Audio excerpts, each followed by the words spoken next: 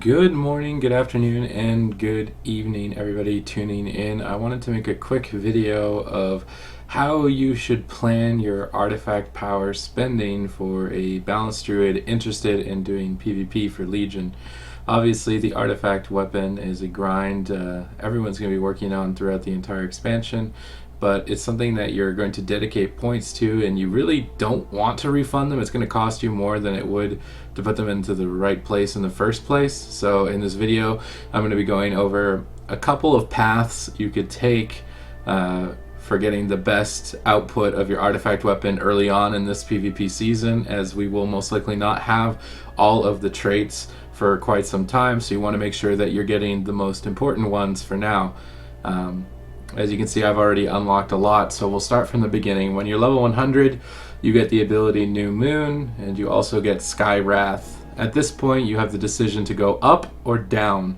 So when we look at the overall traits going down, we've got 5 yards on Sunfire, and Starfall dealing a tiny little bit of extra damage to enemies nearby. Both of these are very underwhelming for PvP, and they're most likely going to be the last traits that you want to get. So going down the artifact tree at the start is already not looking so beneficial. However, you also get 16% crit on your Star Surge and 75% bonus armor in Balance form or Boomkin form.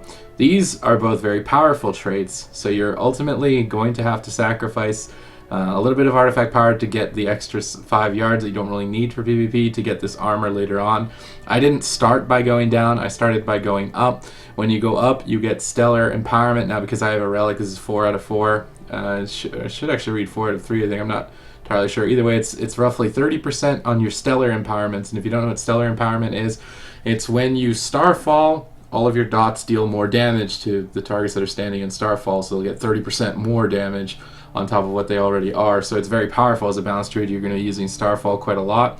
It's already a pretty good trait. Maybe not as good as Star Surge Crit, but overall it's not that bad.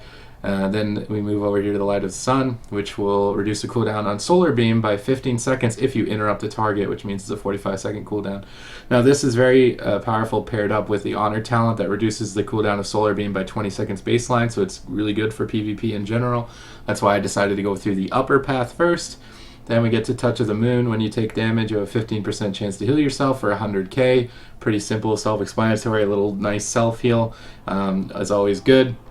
Then the first golden trait, Power of Goldrin. Star Surge is a chance to summon the Spirit of Goldrin, which will shoot out a Spirit Wolf, dealing 130,000 damage, so pretty useful. You're going to be using Star Surge a lot as well. This gold trait, very powerful in the hands of a PvP Balance Druid.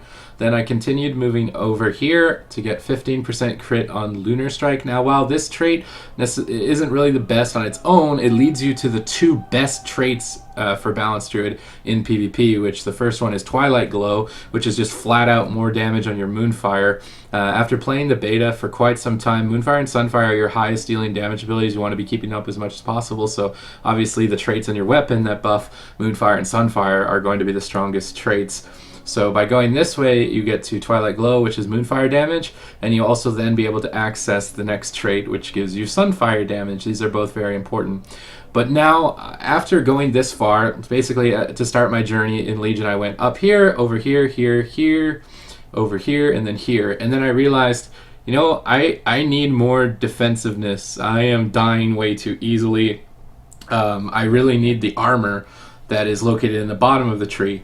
So there were two ways of going about it. I could either continue down and get Innervate grants your target haste. This is pretty good for PvP. However, I was figuring Innervate's a very long cooldown, a 3-minute cooldown. It's purgeable, CCable. It didn't seem that good right now.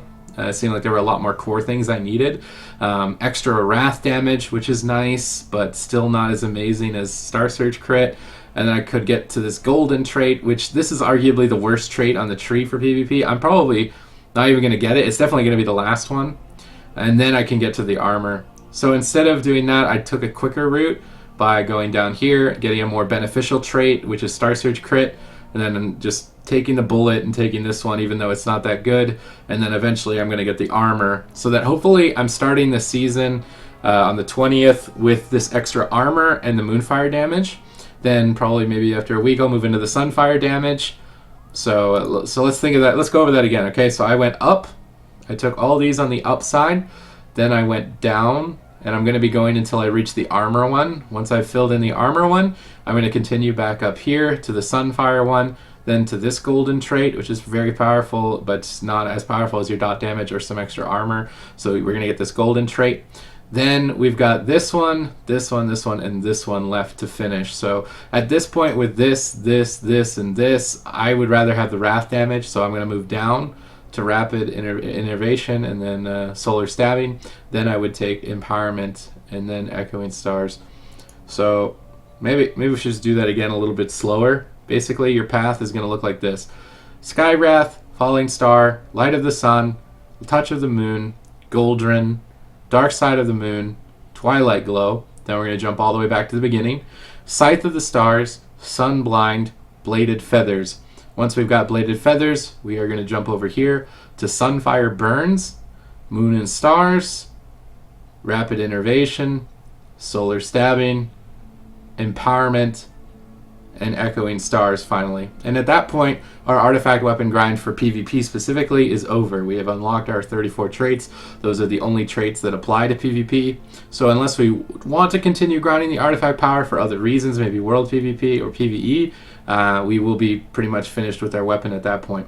So I hope that that little map of the artifact weapon helps you decide a little bit better on what direction to go. Basically, what I would take from that is the most important ones are the armor and the Moonfire and Sunfire damage. Those are the most important ones. The least important ones are Echoing Stars and Sunblind. However, we have to go through Sunblind to get to the armor. Either way, I hope this helps you plan out your Moonkin in Legion, and I hope you have a good day. See you later.